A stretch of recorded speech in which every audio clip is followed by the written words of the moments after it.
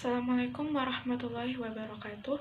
Kami dari kelompok 4 ingin menjelaskan tentang Pancasila dan Undang-Undang Dasar 1945 di era reformasi. Dan saya Tita Aida Putri, saya akan menjelaskan bagian yang pertama, yaitu Orde Reformasi di Indonesia. Adapun pengertian Orde Reformasi adalah suatu perubahan tatanan dari kehidupan lama dengan tatanan pada kehidupan yang baru, dan secara hukum menuju ke arah perbaikan.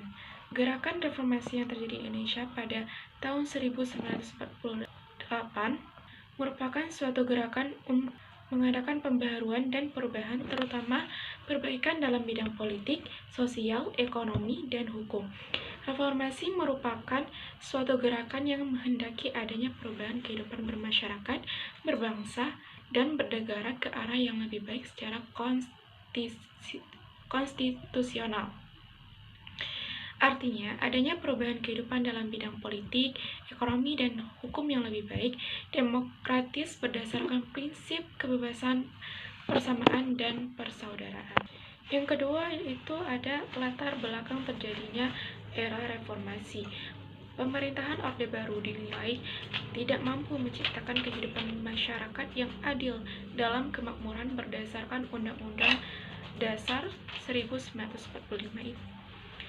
Oleh karena itu, tujuan lahirnya gerakan reformasi adalah untuk memperbaiki tatanan kehidupan masyarakat, berbangsa, dan bernegara.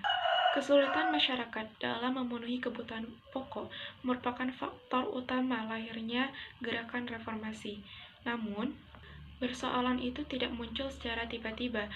Banyak faktor yang mempengaruhinya, terutama ketidakadilan dalam kehidupan politik, ekonomi, dan hukum.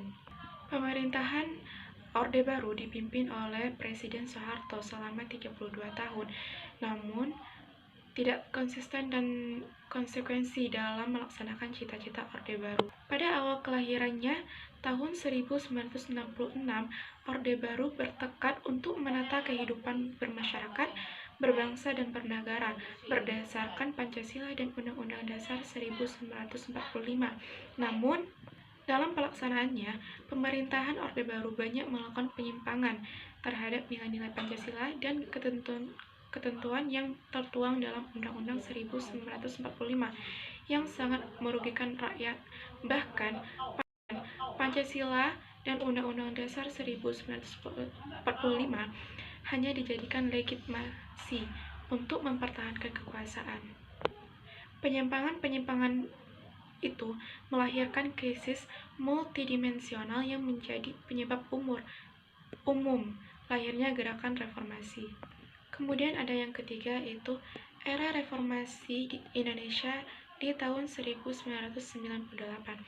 Era reformasi di Indonesia dimulai pada pertengahan 1998, tepatnya saat Presiden Soeharto mengundurkan diri pada tanggal 21 Mei 1998 yang digantikan oleh Wakil Presiden B.J. Habibie.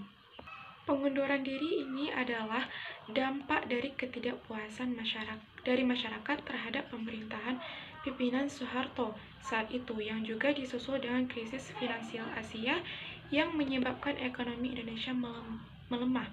Ketidakpuasan masyarakat ini tuangkan melalui demonstrasi besar-besaran yang dilakukan oleh berbagai organisasi aksi mahasiswa di berbagai wilayah Indonesia. Contohnya tragedi Trisakti yang meletus pada tanggal 12 Mei 1998.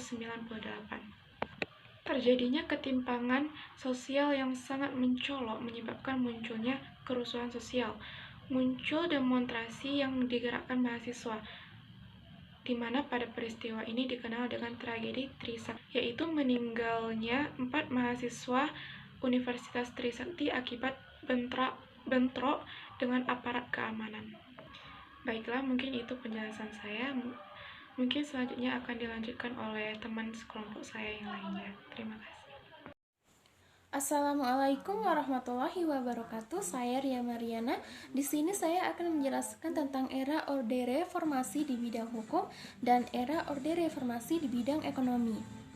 Jadi Indonesia di era Orde Reformasi di bidang hukum, yaitu Indonesia menganut supremasi hukum, di mana Indonesia menjunjung tinggi hak asasi manusia, di mana masyarakat memiliki kesamaan hukum yang sama tanpa membedakan latar belakangnya, baik itu dari segi ekonomi, budaya, ataupun agama. Kemudian di dalam hukum ini, masyarakat dibebaskan untuk berpendapat, juga menuangkan pikirannya, tanpa ada pemaksaan dari pemerintah atau pihak lain. Kemudian, bidang ekonomi di era Orde Reformasi. Yang pertama ada B.C. Habibie. Dalam era ini, B.C. Habibie memiliki 3 program. Yang pertama, program jangka pendek, jangka menengah, dan jangka panjang. Dalam jangka pendek, B.C. Habibie bertujuan untuk meringankan beban masyarakat, terutama masyarakat miskin dan yang berpenghasilan rendah. Contoh programnya yaitu membuat jaringan pengaman sosial dan penyediaan bahan pokok serta pengendalian harga.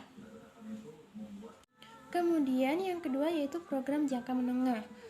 Adapun upaya-upaya yang dilakukan yaitu melakukan penyehatan sistem perbankan untuk membangkitkan kembali kepercayaan dan kegiatan dunia usaha, khususnya di bidang investor luar negeri serta pengendalian laju inflasi, dan berbagai upaya reformasi struktural untuk memperkuat landasan perekonomian nasional dengan meningkatkan efisiensi dan daya saing.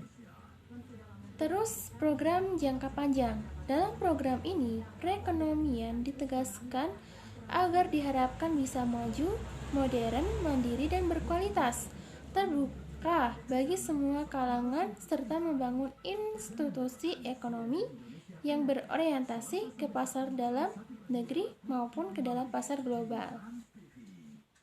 Selanjutnya, kondisi ekonomi era Presiden Abdurrahman Wahid.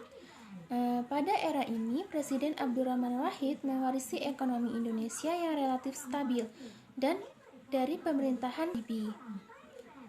Dalam era Presiden Abdurrahman Wahid ini, perekonomian mengalami krisis ekonomi karena terjadinya korupsi yang dilakukan oleh petinggi-petinggi negara waktu itu.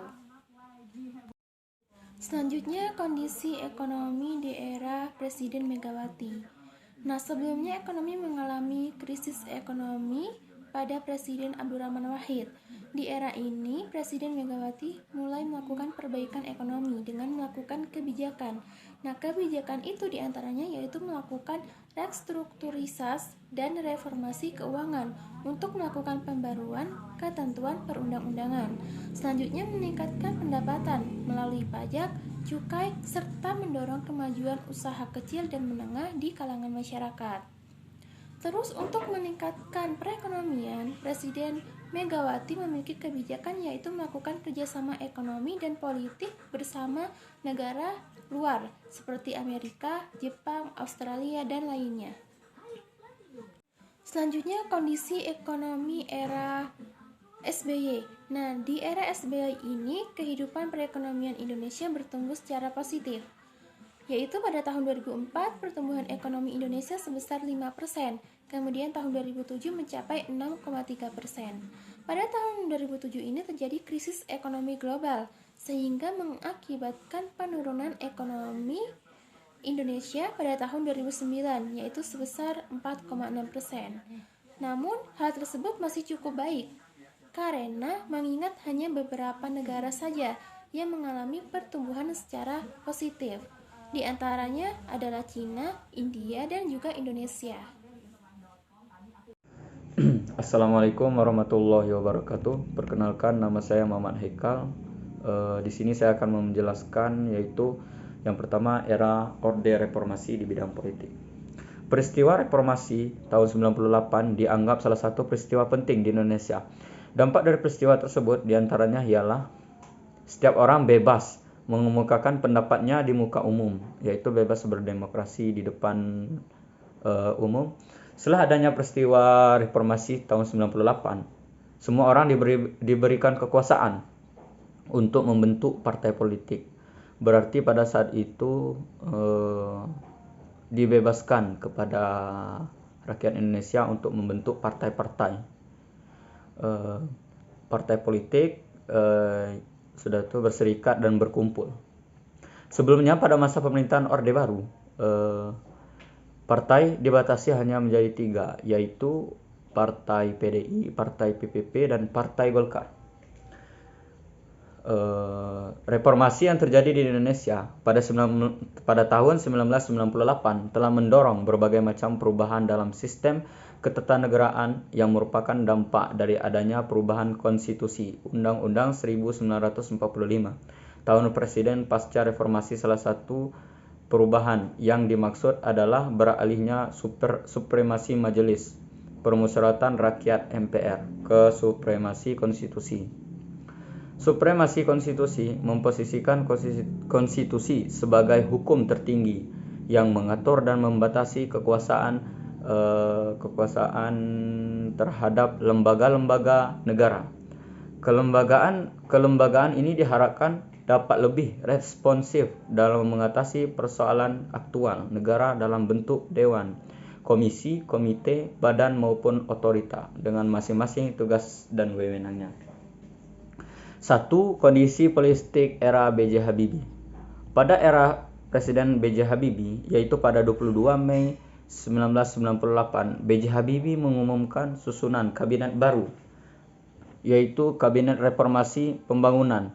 Beberapa kebijakan politik yang dibuat oleh Presiden B.J. Habibie, antara lain memberikan amnesti dan abolisi kepada beberapa tahanan politik dan narapidana politik pada masa Orde Baru.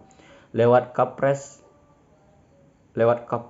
Presiden Habibie juga melakukan perbaikan dalam hal partai politik, diantaranya mengeluarkan Undang-Undang Nomor 2 Tahun 1998, yaitu tentang partai politik.